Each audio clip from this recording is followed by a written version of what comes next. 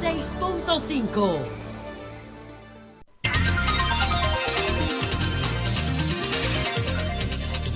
Son las 7:42. Buenos días, Marilena, adelante. Buen día, Julio. Buenos días a todos, Seuri, Julio, Lee, a toda la audiencia. Hoy 20 de julio del 2020, 27-2020, una buena fecha para ser analizada por aquellos expertos en numerología. Y un día como hoy, ¿cuáles son las características? ¿En qué onda está la sociedad?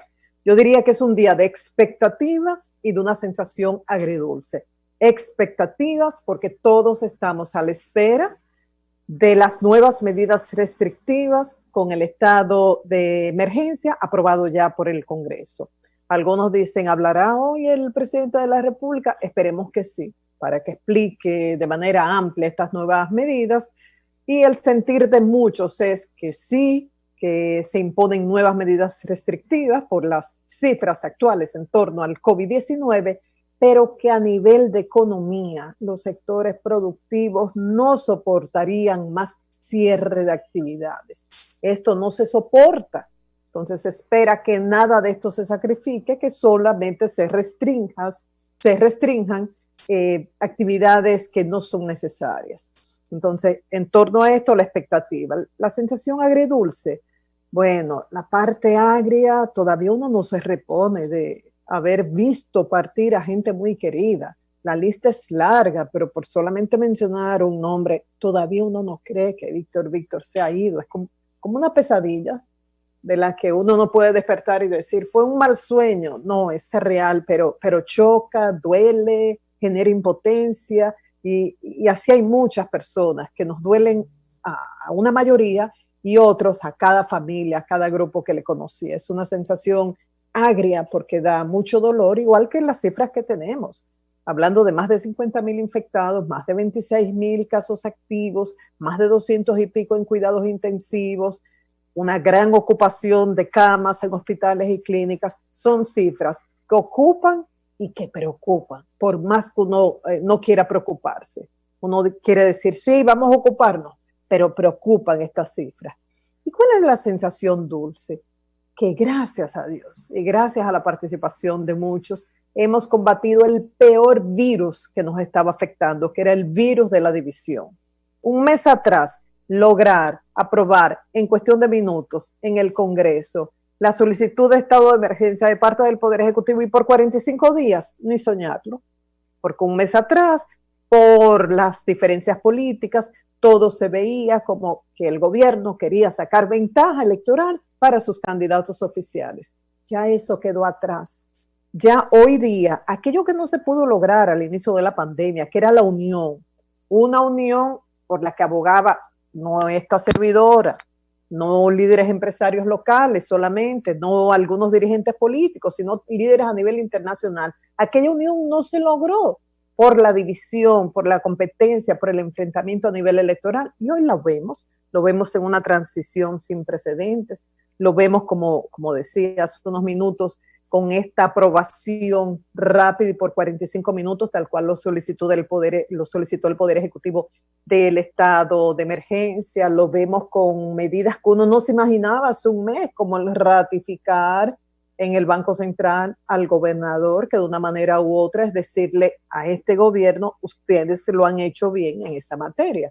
Entonces, eso genera un poco de alivio, porque unidos podríamos enfrentar cualquier reto. A eso me refería cuando hablaba de una sensación agridulce. Entonces vamos a revisar ahora diferentes áreas a ver cómo estamos en este día de hoy, cuando se espera ese decreto del Poder Ejecutivo anunciando el nuevo estado de emergencia. A nivel de salud pública, el Ministerio de Salud Pública hizo varios operativos en el sur, en la parte sur de Santiago.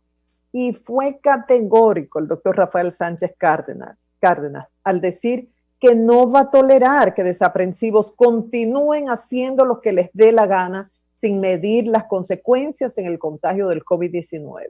Dijo el doctor Sánchez Cárdenas, el que ande sin mascarillas, promoviendo aglomeraciones y la reunión de personas para celebrar, será sancionado.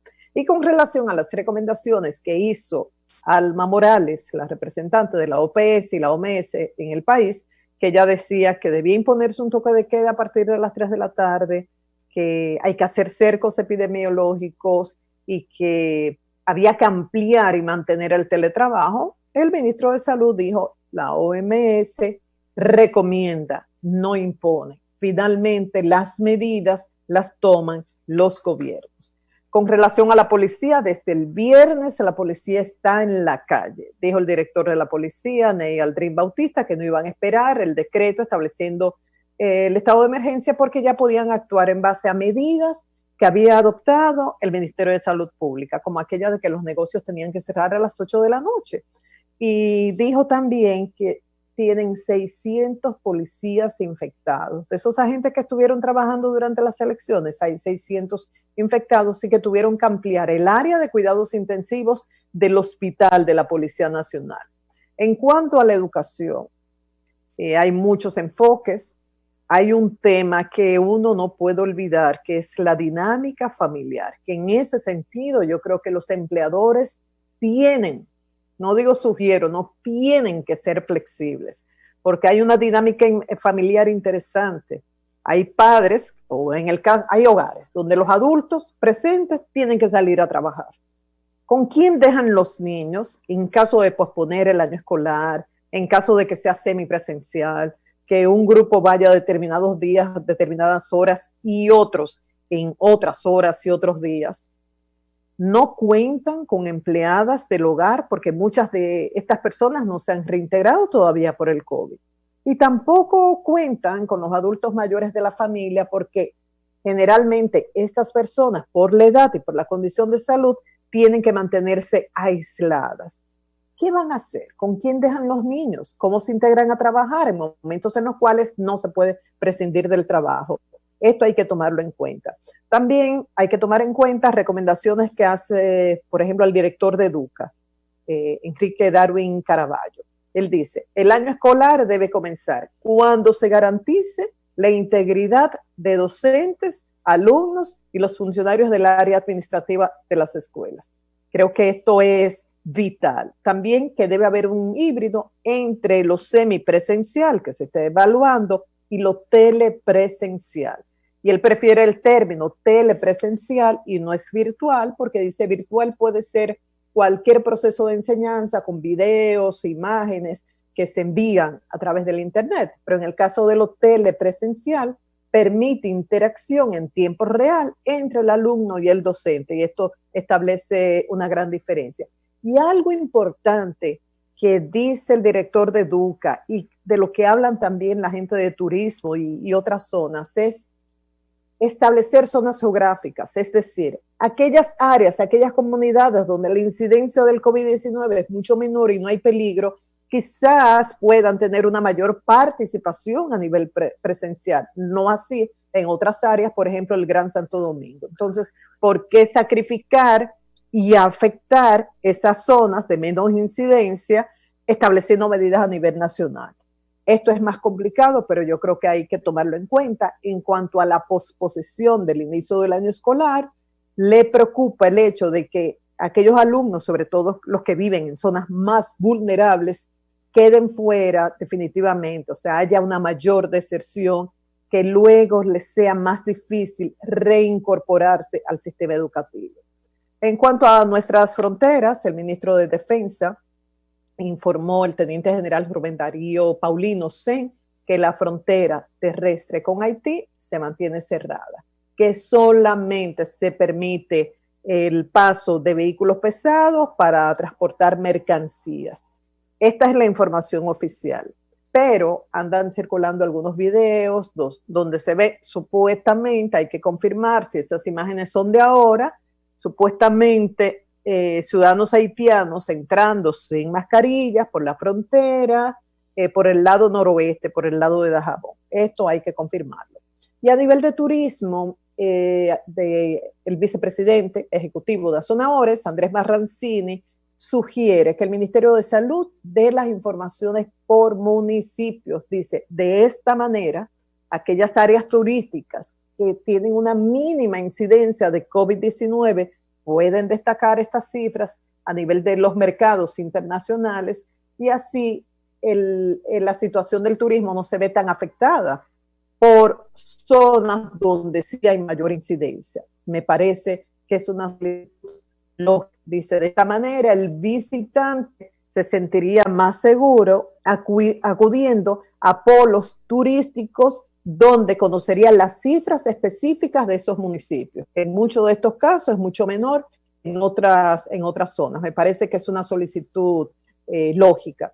Y termino destacando lo hecho en el día de ayer por el diputado Pedro Botello, una irresponsabilidad de marca mayor. Independientemente de que no estamos de acuerdo con el fondo del asunto de solicitar este dinero, hacer que sean los trabajadores que paguen con una crisis que ellos no trabajaron, gastando, consumiendo sus ahorros para pensión para cuando se retiren, aparte de esto del fondo del tema, convocar a una marcha donde la gente fue sin mascarilla, donde la gente estaba con cornetas en medio de este COVID-19, una irresponsabilidad mayor. Él aclaró que le atribuyeron un tuit que decía, a mí no me importa si el país completo se infecta, tienen que darnos el 30% sí o sí.